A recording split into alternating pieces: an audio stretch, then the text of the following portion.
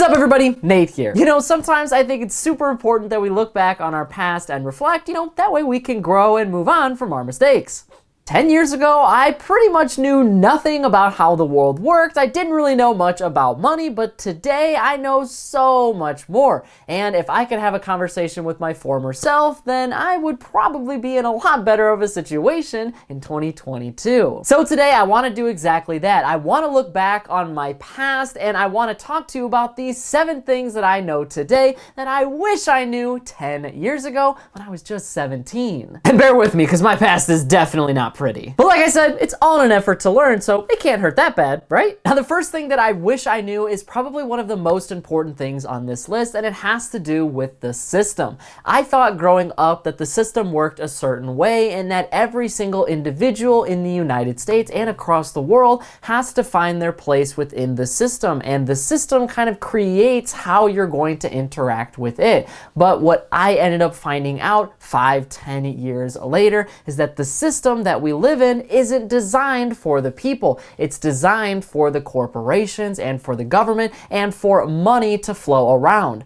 We live in a capitalist society, which means profits and money basically rule everything. And what I want to make very clear right off the bat is this is not necessarily a terrible thing. Individuals in the world have money, but money is not something that makes people bad. Money is something that fuels what's already there. So if you are a really good person, you're going to continue to be good. You just have a lot of money now. The one thing that I didn't understand, though, is the system is built against you. Seriously, the system is built to work against you when you are financially uneducated and you don't understand how things work in our society. Corporations and banks and other financial institutions and businesses are all going to try to take advantage of you. This is why so many Americans live in debt and feel like they have to spend on a credit card or buy that really expensive fancy thing because the culture kind of demands it. You have to have all of the bigger and better things, and companies want you to do that. This is exactly why people are taking out money and spending money that they don't have every single year, and it's causing way more problems than it's worth. It's really not fair in any way, shape, or form, but you can spend your entire life trying to fix it, or you can try to figure out ways that the system can start benefiting you. Maybe you can make some changes along the way as you start to get more and more wealthy, but when I was 17, I basically just was subsided to the fact that this is how the world works. I can't really make any changes, and if I want to make money, then I have to fall into a specific category. But I know today that that is definitely not true. There are more and more ways to make money. There's more ways than ever to become wealthy, and educating yourself is the very first step. You can't just assume that everybody's going to go down the same exact path, because that is going to put you in a system that is constantly going to keep you poorer. If you want to be rich, if you want to be wealthy, you have to go outside that system, and you have to know how the system works in order to do that. Which brings me to number 2. When I was 17 years old, the only way that I knew how to make money was from a job. I thought that the harder you worked, the more hours that you put in, you were automatically going to be wealthy. So if I worked 50, 60, 70, maybe even 100 hours a week, right, I was somehow going to be wealthy at the end of my life. All I needed to do was save everything that I could and worked my butt off. But what I ended up finding out after several really bad and low paying jobs is no matter how hard you work, there's eventually going to be a cap. Working hard alone is never, and I mean never, going to make you wealthy no matter what job you have. I mean, unless you are one of the most gifted athletes in the entire world or you are one of the biggest musicians, your active income is not where most of your wealth and most of your money is going to come in. This is because there's only so much time in a day. You can only work so many hours, and if you're not working, you're not making any money. You have to have time for other things, so you can only work so hard in a single day. And not only that, but the amount of work that you do, even if you get promotions and you get a better job and you continue to work harder and harder in your field, that is not going to make you wealthy unhealthy, most likely because the bigger and better job that you get, the more money is going to be taxed, so the less you ultimately have. You're working harder, but you're actually losing a whole lot more money. Now, don't get me wrong here. I'm not saying that you shouldn't work hard. When I was 17, you definitely have to work hard for the things that you want, because when you're 17, you have different goals, right? Like, I was trying to get to the next concert. I was trying to hang out with my friends or get the next COD game that comes out every single November, right? So these are the things that I was looking for, and I had to work hard to get them, but I had to figure out ways that I was going to get that money. Once you grow a lot older, though, you start to realize that you cannot simply work hard in order to get all of the things that you want. You will ultimately have a lot more responsibilities, and the priorities that you have in life, whether it be a spouse or children or your job, or maybe you have a mortgage that you have to pay for, all of these things require a different income level. The problem is when you don't know how the system works, you continue to indebt yourself and you only work hard, most likely dead end job, you're never going to be financially successful, meaning you're going to stay in the rat race forever. You're going to continue to be in debt and you're never going to escape it, which means you have to work hard for your entire life, and retirement is not something that you're going to be able to do. Now, this is obviously an extreme scenario, but I've seen it happen in my life with a lot of my friends and their family, and my family too. They worked in a job their entire life. Either they lost it or they had to continue working it forever because, well, they didn't really have any other means of income. So like I said, you need to work hard, but then on top of you working hard, you have to work smart. You have to find other ways to make money. You have to find other ways to put your money to work for you. That way it can continue to grow interest and grow with you as you continue through life. Your money and your situation should not be in the exact same place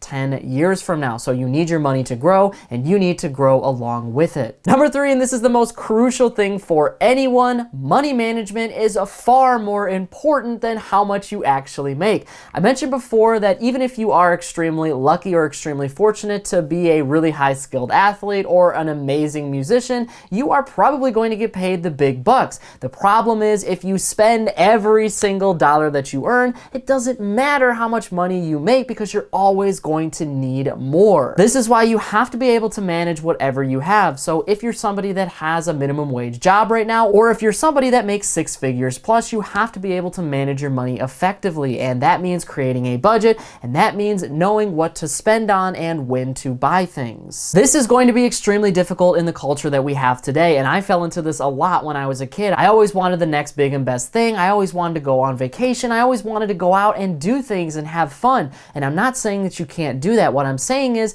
that is at the expense of growing wealth. And the older that you get, the harder it's going to be to grow that wealth. You can have all of the things that you want, but you need to decide what you want today. Do you want to have the next iPhone or to go on your big Hawaii trip? Or do you want to grow wealth and take that money and actually start investing it or saving it or spending it on things that you absolutely need? Eventually, you will have that wealth and you'll have a really good financial standing and you'll be able to afford all of the things that you wanted before, and it'll be even better. But what I have come to realize myself is all of those things that I wanted, they were simply just wants. Every single time I went on vacation or got something that I wanted, I always came back and kind of thought about, well, did I really need that? Was it really worth it? I found out that what I was chasing was the feeling of having that wealth and to have those things, but that's not what actually creates wealth. Wealth is on the inside. It's not a thing. It's not something that you go do, and it doesn't really look like anything. It's all in your mindset. And what I realize now, kind of looking back, is I didn't need any of those things. I didn't need a PS4. I didn't need all of these really expensive things to kind of keep me going in life. What I needed was to get my priorities straight, and I needed to adjust my mindset so that I could start becoming wealthy in my mind, body, and spirit. And this is extremely important because you can never grow wealth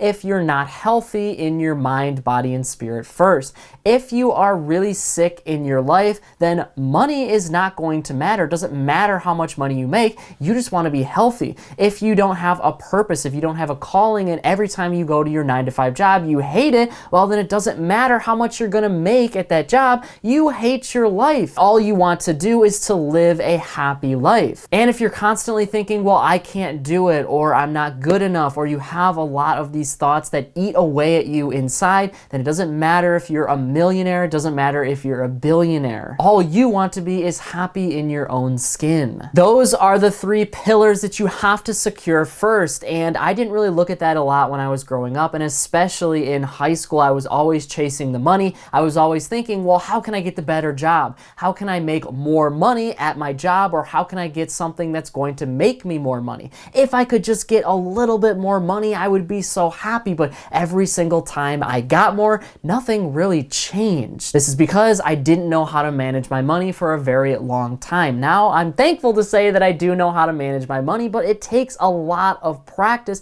and a budget in order to do so. So you have to create that system for your money before you can do anything else. Number 4, investing early truly pays off. And I know this video is about me being 17, and you can't really invest when you're 17. You have to wait until you're at least 18 years or older in most cases. But what I would think about is, looking back, if I would have just socked away a little bit of money and actually put my priorities straight on my wealth for the future, then I would be in a totally different financial situation today. And you don't even need to invest that much if you start investing extremely early, like at 18 or 19 years old. All of this money eventually starts to grow and compound on itself. The interest that it grows over time is going to compound, and each new dollar that you put in now is going to grow even faster. Later on in my life, I started to invest, but now I have to contribute a whole lot more than if I would have just started investing a whole lot earlier. And I wouldn't have had to invest as long to have a whole lot more money. So investing early definitely pays off,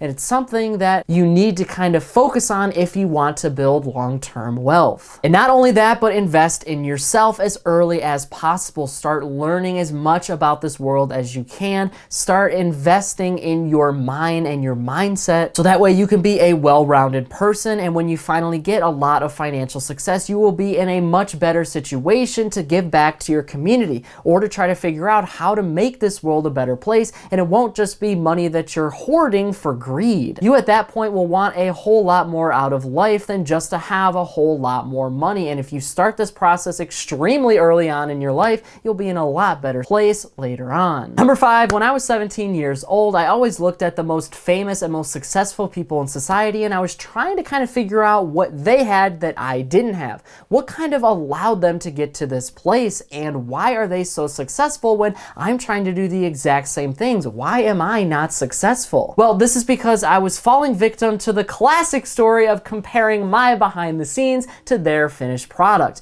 Every single time I would go to create something, every time I would go to do something, I would always fall short because I would look at the billionaires, or I would look at somebody who is a successful musician or artist in our society, and I would think I could never accomplish something like that. That is just way too far out of my realm of possibilities. What I wasn't considering, though, is all of these successful people. Usually, these successful people are not that special. They just don't give up. Of course, there are outliers to every single situation, but some of the most influential and successful people of our society today didn't get there because they had that it factor, or they had that really special trait to them. The only thing special about them is that they just don't quit. They kept trying at whatever they possibly could in order to get to the position that they are now. And you're probably thinking, well, Nate, that is extremely cliche. Just don't give up, right? Like, that's actually going to work. But seriously, you have to keep at something forever. And I don't mean doing the exact same thing in repetition, because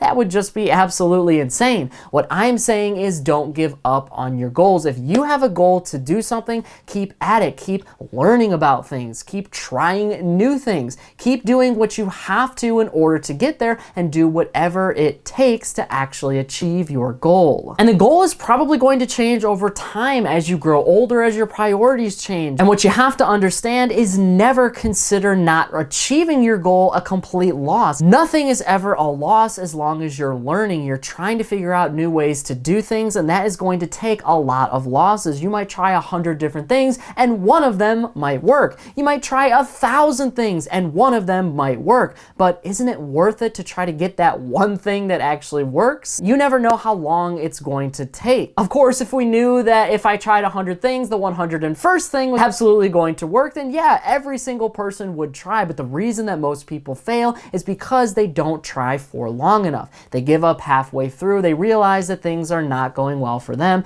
and then they're stuck in a situation where they have to do whatever they can for money, and that kind of breeds a lot of other bad money habits. Always live your life like you're one step away from getting everything that you ever wanted, and if you live like that, I can almost guarantee you that you will have success in one shape or another.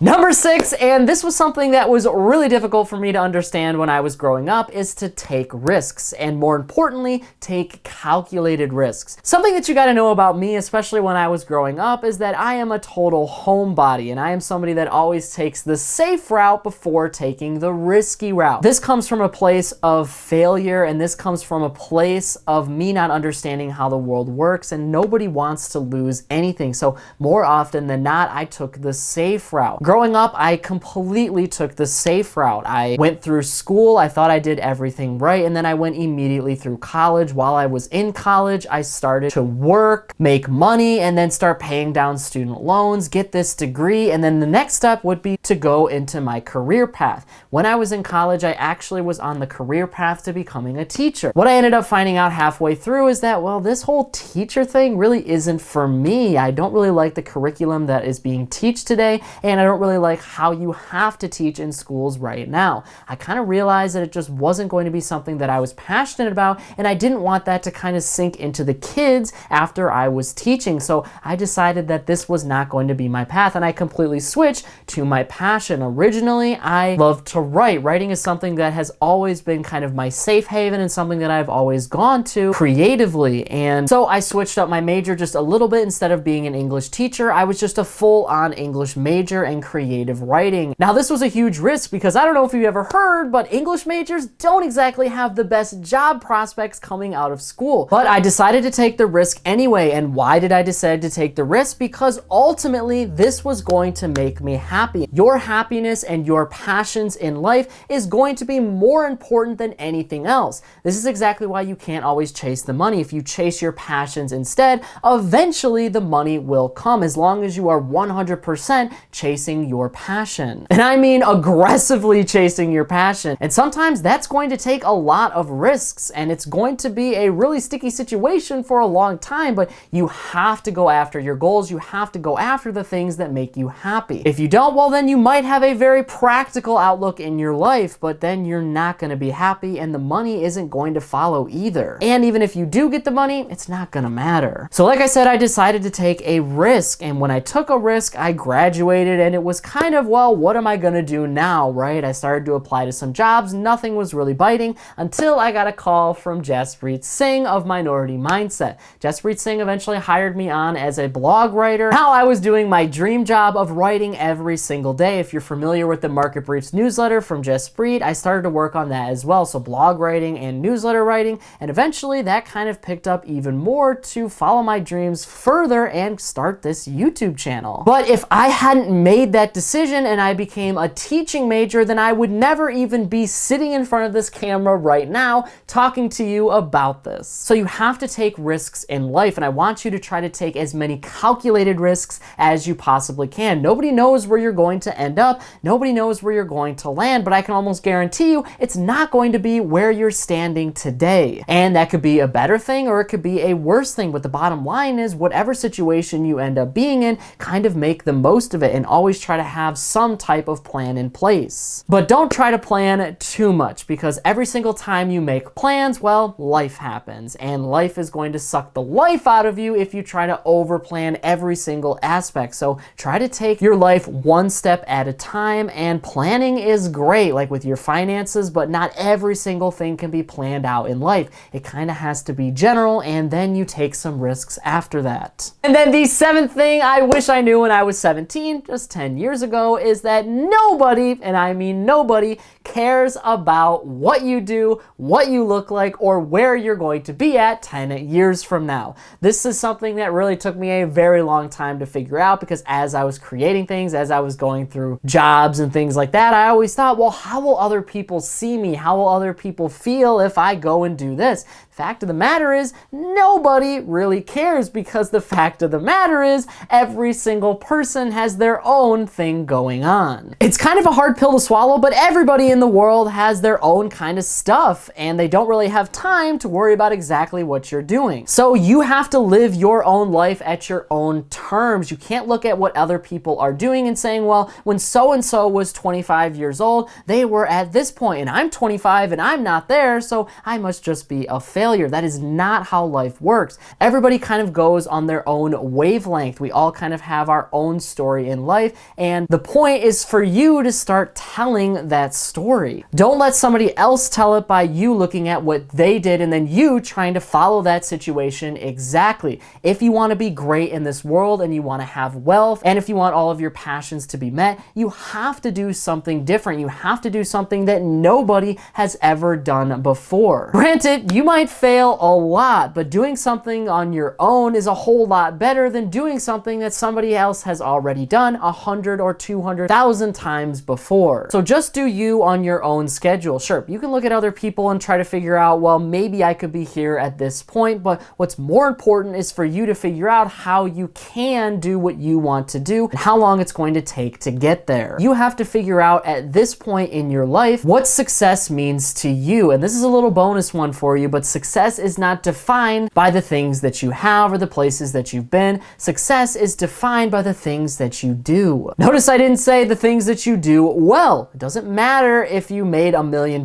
from them. It doesn't matter if your hobbies or things that you go out and do fail 100 times over. What matters is that you're doing them, and that is what defines you. That means you are somebody that doesn't give up. You don't quit. In fact, by just doing the things, you already are successful. So hey, I don't know what I'm gonna learn over the next 10 years when I'm 37 years old, but I'll probably have even more life lessons to share with you. Hopefully not as many as I did when I was 17, because I made a lot of dumb mistakes when I was 17. But hey, if you don't live, you can't learn. But now I want to hear from you on this issue. What do you think about these 7 things that I know now that I wish I knew back when I was 17? Did I miss anything major on this list? Is there anything you want to add? If so, leave a comment below before you go. But that is it for today's business and financial news breakdown. Thank you so much for watching. If you want to stay up to date with all the top business and financial news from around the country, our team puts together a free daily newsletter, and you can subscribe to it by clicking the link in this corner right here. And if you want to stay up to date with me and everything else happening in the business and financial world, I'm putting out updates 7 days a week over here on this channel, and I've actually got another one ready for you right here, so be sure to check that out before you go. That is it for me, everybody.